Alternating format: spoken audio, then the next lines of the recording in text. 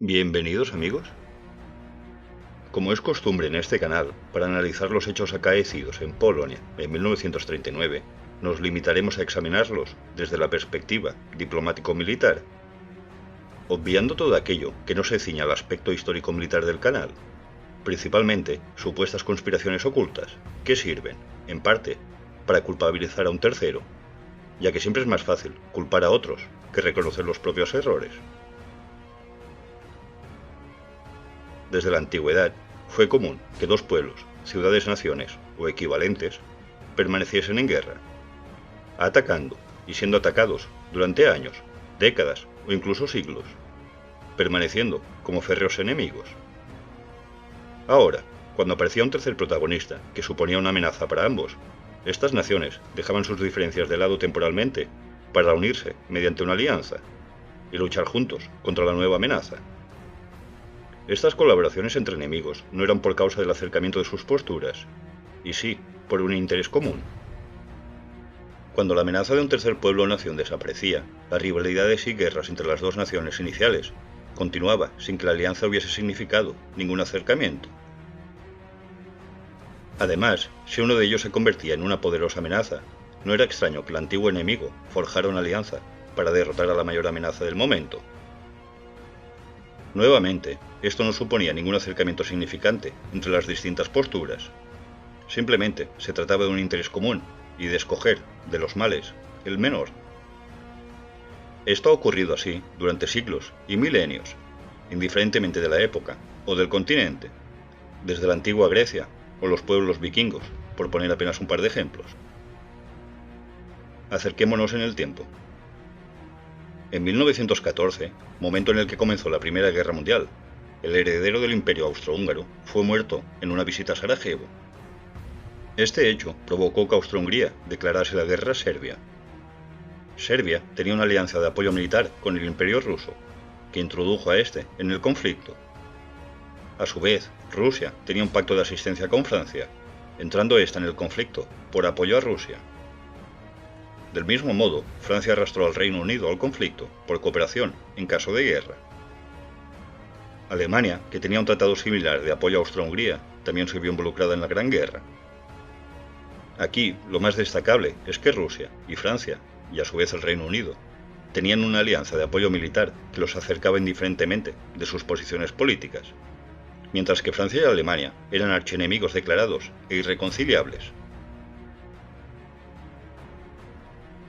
Este mapa muestra las nuevas fronteras de Europa desde 1919.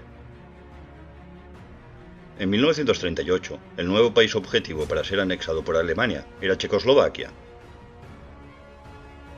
Francia y Checoslovaquia, en ese momento, tenían un tratado de asistencia militar mutua en caso de ser necesario. De igual modo, en 1925, Francia y la ahora Unión Soviética firmaron el nuevo tratado de apoyo militar. Si uno entraba en conflicto, el otro debía acudir en su auxilio.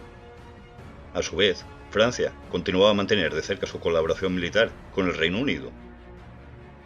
Aunque es poco conocido, en 1938, aproximadamente un año antes de la invasión a Polonia, tanto Francia como el Reino Unido y la Unión Soviética planearon plantar cara a Alemania y acudir en apoyo a Checoslovaquia, sin declarar la guerra al país germano, pero apoyando al país checo.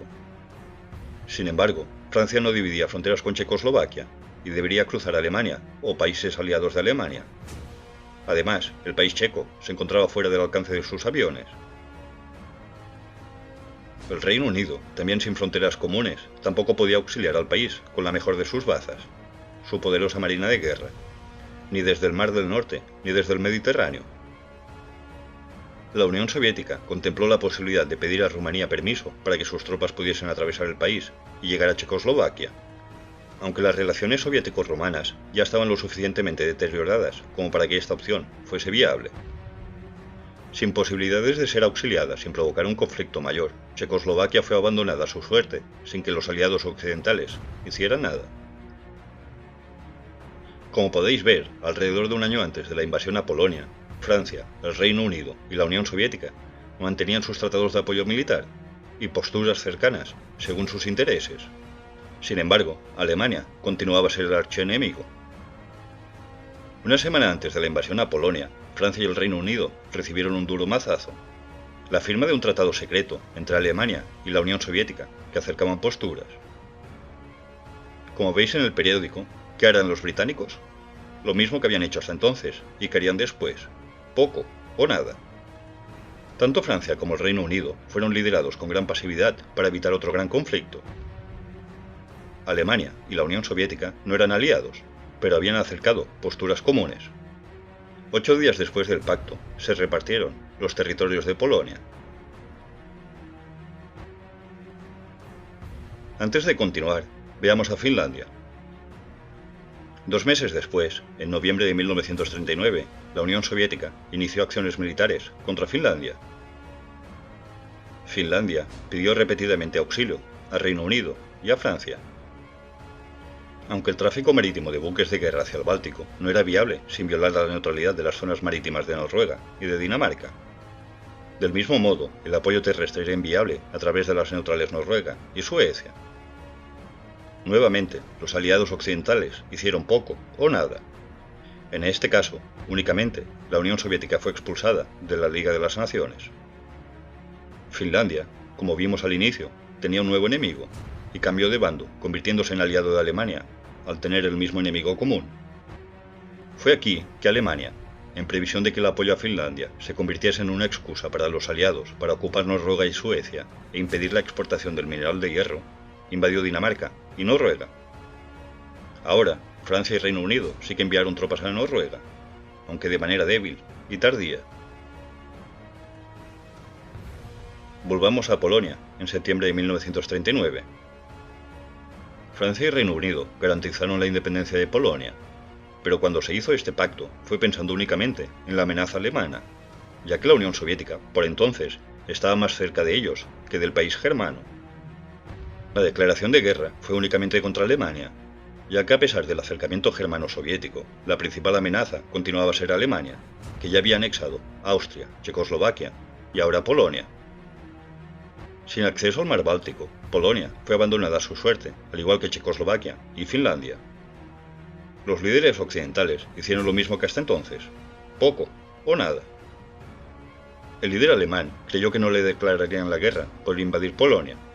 Posiblemente, los líderes occidentales solo lo hicieron por obligación más que por voluntad, ya que continuaron a hacer, durante los 8 meses siguientes, lo mismo: nada. Hasta que Alemania invadió Francia, y el líder británico fue sustituido por Churchill, un líder más contundente. El líder alemán apostó creyendo que no le declararían la guerra. Equivocándose, sentenció el tan temido Segundo Frente. Hasta aquí, todo lo presentado son hechos históricos fácilmente comprobables. A partir de ahora, empezaré a exponer mi opinión. Para explicar la no declaración de guerra contra la Unión Soviética, y salvando todas las diferencias, que las hay muchas, nos trasladamos al ataque japonés de Pearl Harbor en 1941. Alemania, que era aliado de Japón, en consecuencia, declaró la guerra a Estados Unidos. Podemos decir que fue una decisión políticamente correcta, ya que eran aliados. Ahora, ¿fue una decisión inteligente? Posiblemente no. Volviendo a Europa. ¿Hubiese sido declarar la guerra a la Unión Soviética por invadir Polonia lo políticamente correcto a ser hecho por los aliados? Sí. ¿Hubiese sido la decisión más inteligente? Posiblemente no. Aunque fuese temporalmente para un interés común, cabía la posibilidad de una alianza total entre Alemania y la Unión Soviética. Por muy esperpéntico que pueda sonar ahora esta alianza, apenas recordar que Estados Unidos y la Unión Soviética fueron aliados hasta la derrota alemana. Una vez acabado con el principal enemigo común, Alemania, ambos países iniciaron una guerra fría que amenazó con armas nucleares por más de 4 décadas. Nuevamente, alianzas entre enemigos, como ocurrido desde la antigüedad. Los líderes occidentales, en su pasividad, se vieron forzados a declarar la guerra a Alemania, pero no la atacaron. No salió del todo mal, ya que en 1941 Alemania declaró la guerra a la Unión Soviética, y esta, nuevamente, acercó posturas a la Europa occidental. En 1941 se consumó la creación de 2 frentes, la peor situación para Alemania. Una vez derrotada Alemania, la Unión Soviética sería nuevamente enemiga. Occidente no declaró la guerra a la Unión Soviética, porque a pesar de la invasión de Polonia, sus posturas eran más cercanas durante las últimas décadas que la del archienemigo común, Alemania. En 1938, incluso, se encontraban ya planeando cómo intervenir contra Alemania. Los líderes occidentales demostraron ser pasivos en sus acciones, y declarar la guerra a la Unión Soviética hubiese supuesto entrar en conflicto con las dos grandes potencias militares de Europa al mismo tiempo. Todo un riesgo en vista del secreto tratado entre Ribbentrop y Molotov. No fue una decisión éticamente correcta, pero posiblemente la más sensata. Como en la antigüedad, un enemigo común hacía que enemigos se hicieran aliados. Primero se derrota al principal enemigo para después luchar entre ellos. Ni Polonia, ni Checoslovaquia, ni Finlandia eran los mayores problemas de Francia y Gran Bretaña. Incluso la Unión Soviética, en ese momento, no era la principal amenaza. Primero entraron en conflicto con Alemania, y una vez derrotada, empezó la Guerra Fría. La realidad es que las alianzas entre enemigos por intereses comunes ha ocurrido desde hace millares de años, y este caso fue apenas uno más. Polonia, en cierto modo, como se suele decir, estaba en el lugar equivocado, en el momento equivocado. Dale a like si te ha gustado el vídeo y hasta pronto.